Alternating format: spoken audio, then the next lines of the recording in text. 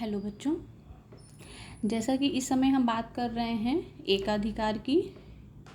एकाधिकार क्या होता है, एकाधिकार में एआर और एमआर वक्र किस प्रकार का होता है, अल्पकाल में कीमत उत्पादन संतुलन किस प्रकार से स्थापित करता है एक एकाधिकारी, इन सब के बारे में हम अपने लास्ट लेक्चर्स में बात कर चुके हैं।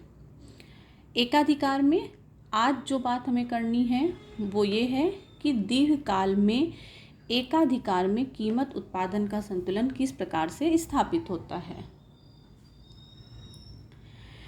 दीर्घकाल में एकाधिकार में एक एकाधिकारी व्यवसाय में तभी रहेगा जब उसे सुपर नॉर्मल प्रॉफिट हो रहा हो, क्योंकि दीर्घकाल एक ऐसा समय होता है, दीर्घकाल में एकाधिकारी के पास इतना समय होता है कि वो अपने प्लांट का पैमाना बदल सकता है।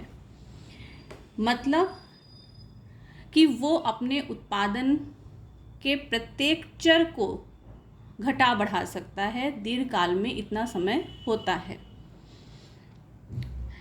मान लीजिए कि एक एकाधिकारी अल्पकाल में अगर सामान्य लाभ हासिल कर रहा है या फिर हानि की स्थिति में है, लेकिन दीर्घकाल में वो फर्म तभी मार्केट में बनी रहेगी जब उसे असामान्य या सुपर नॉर्मल प्रॉफिट प्राप्त हो रहा हो। वो ऐसी नीति निर्धारित करती है, वो इस प्रकार से मार्केट में कार्य करती है कि वो नई फर्मों को इंडस्ट्री में आने से या मार्केट में आने से रोक सके। तो दीर्घकाल में एकाधिकार में एकाधिकारी सुपर नॉर्मल प्रॉफिट ही गेन करता है, क्योंकि दीर्घकाल में वो लॉस की स्थिति में वर्क नहीं करेगा और ना ही केवल सामान्य लाभ की स्थिति में भी वो कार्य नहीं करेगा, क्योंकि दीर्घकाल में वो अपने उत्पादन का पैमाना बदलने की स्थिति में होता है। इसलिए दीर्घकाल में एक एकाधिकारी को केवल सुपर नॉर्मल प्रॉफिट ही होता है।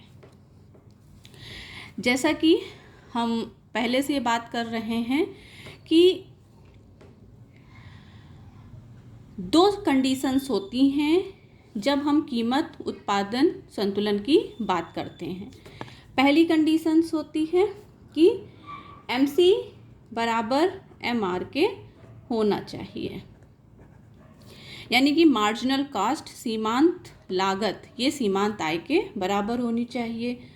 और दूसरी कंडीशन ये है कि जो MC कर्व है, MC curve cut MR curve from below. जो MC कर्व है वो MR कर्व को नीचे से काटे। संतुलन की यही दो शर्तें हैं। ये हैं कंडीशंस फॉर इक्विलिब्रियम। चाहे कोई भी मार्केट हो, चाहे वो अल्पकाल की बात हो या दीर्घकाल की बात हो, इक्विलिब्रियम के लिए यही दो कंडीशंस हैं जिनका होना अनिवार्य है। अब हम ग्राफ के माध्यम से आपको समझाते हैं कि एक एकाधिकारी दीर्घकाल में किस प्रकार से कार्य करता है और सुपर नॉर्मल प्रॉफिट को गेन करता है। एक्स अक्ष पे हम आउटपुट को दिखाते हैं एज यूजुअल, और वाई पे हम कॉस्ट, रिवेन्यू या फिर आप रिसीप्ट लिख सकते हैं, प्राइस लिख सकते हैं, एनीथिंग। एकाधिकारी का AR और MR वक्र बिल्कुल वैसे ही जैसे हम लास्ट वीडियोस में बात किए हैं। ये है AR वक्र और ये है MR वक्र। ये LMC long run marginal cost curve. LMC ने MC बराबर MR, MC ने MR को E बिंदु पे कट किया है। जहाँ पे MC MR को कट करता है या बराबर होता है, वहाँ पर उत्पादन की मात्रा नियत हो जाती है। तो E से हम नीचे वर्टिकल लाइन लाएंगे। इट्स मीन कि इस एकाधिकार के अंतर्गत इस एकाधिकारी फर्म में जो उत्पादन होगा वो होगा OQ। ठीक है, अब इस E बिंदु को हम AR तक ले जाते हैं और यही उसका प्राइस होगा।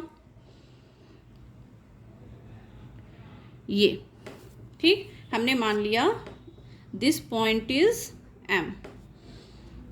ठीक, AR यानी कि रेवेन्यू, प्राइस कितना है, रेवेन्यू कितना है, MQ।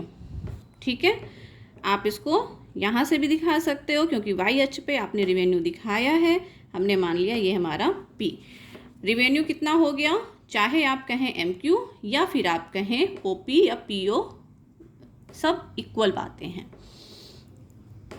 ठीक है, क्योंकि दीर्घकाल में केवल और केवल एकाधिकारी को सुपर नॉर्मल प्रॉफिट ही गेन होगा।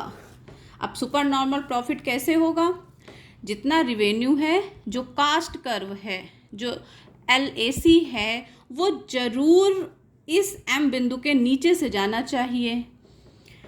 प्रॉफिट तभी तो होता है, प्रॉफिट का मतलब क्या होता है, अगर हमें प्रॉफिट निकालना होता है तो हम किसी चीज़ का कैसे निकालते हैं, प्राइस जो होता है या रिवेन्यू जो होता है माइनस कॉस्ट। ठीक, अब अगर प्राइस हमारा MQ है तो इट्स मीन की कॉस्ट इससे कमी होना चाहिए, तभी तो उसको प्रॉफिट होगा। तो हम इस M और E के मध्य से कहीं से भी वो कास्ट कर्व निकाल सकते हैं। हमने मान लिया कि हम इस बिंदु से कास्ट कर्व अपना निकालेंगे। ठीक है,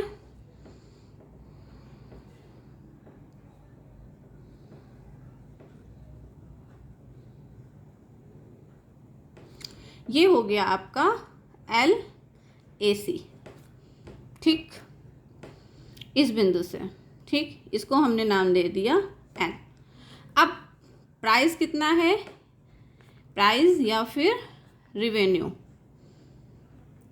ये है आपका MQ, कास्ट है आपकी NQ, प्रॉफिट हुआ आपका MQ माइनस NQ बराबर MN। MN एक यूनिट, क्विथ यूनिट का प्रॉफिट है, लेकिन उत्पादन कितना हुआ है, टोटल उत्पादन हुआ है OQ।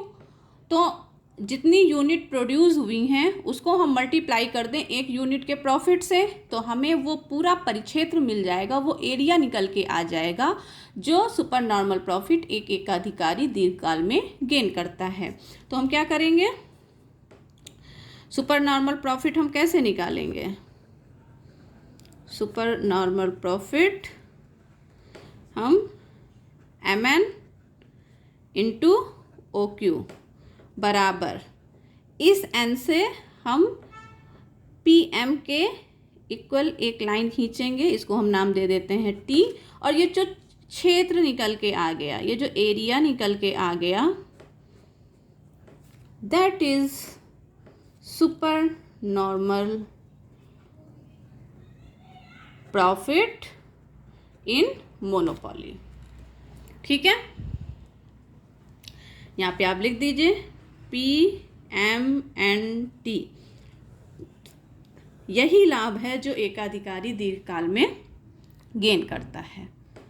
ठीक है, बिल्कुल वैसे ही ये है जैसे कि हमने अल्पकाल में सुपर नॉर्मल प्रॉफिट की बात की थी, केवल यहाँ पे जो MC वक्र है, AC वक्र है, MR वक्र है, AR वक्र है, ये लॉन्ग रन में खींचे जाते हैं। आप चाहें तो यहाँ पर भी LL लेटर ऐड कर सकते हैं, नहीं भी करते हैं तो भी कोई दिक्कत की बात नहीं है। ठीक है, अब एक चीज़ और, जो एकाधिकारी होता है उसका उद्देश्य हमेशा अपने प्रॉफिट को मैक्सिमाइज करना होता है। ठीक है, लेकिन अगर दीर्घकाल में कोई फर्म, मान लीजिए क्योंकि इस फर्म को सुपर नॉर्मल प्रॉफिट हो रहा है और दीर्घकाल में कोई फर्म इस इंडस्ट्री में एंट्री करती है या करने की सोच रही है, तो जो इस फर्म का मालिक होगा, जो इस फर्म का एकाधिकारी होगा, वो प्राइस को कम भी कर सकता है और अपने उत्पादन को बढ़ा सकता है, लेकिन वो उत्पादन को उतना ही बढ़ाएगा जितना इस फर्म के लिए मार्केट में डिमांड है। यहाँ पे एक चीज़ और समझने वाली है,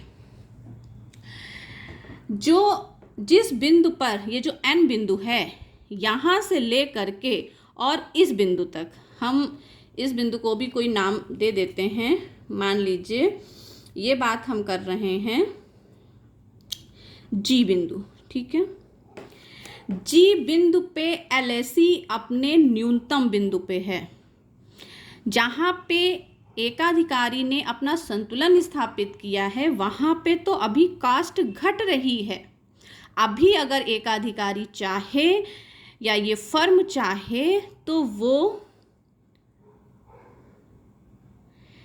इतना उत्पादन Q1 यानी Q1 उत्पादन वो अभी और कर सकती है, लेकिन अधिकारी को ऐसा लगता है कि नई फर्म मार्केट में आ सकती हैं, तो वो उनकी एंट्री को रोकने के लिए अपना उत्पादन OQ से बढ़ा करके OQ1 कर देगा। भले ही यहाँ पे उसका जो प्रॉफिट है, जो उसका सुपर नॉर्मल प्रॉफिट है, जो वो इतना गेन कर रहा था एक यूनिट में, जो वो गेन कर रहा था NM के बराबर, वो घट जाएगा। क्यों? क्योंकि जो प्राइस है वो घट जाएगा। पहले वो प्राइस ले रहा था QM के बराबर, ठीक है, लेकिन अब उसका जो प्राइस है वो घट जाएगा, कीमतें घट जाएंगी और हो जाएंगी GQ1 के बराबर।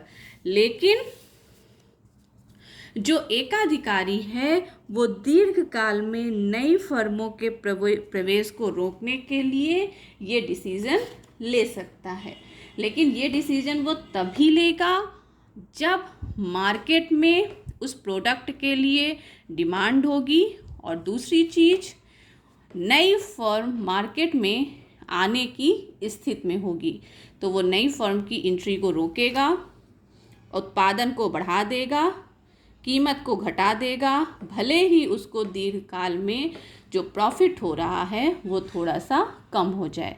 प्रॉफिट कम हो जाएगा क्योंकि जो पहले वो कीमत ले रहा था QM, वो घट जाएगी और हो जाएगी Q1G।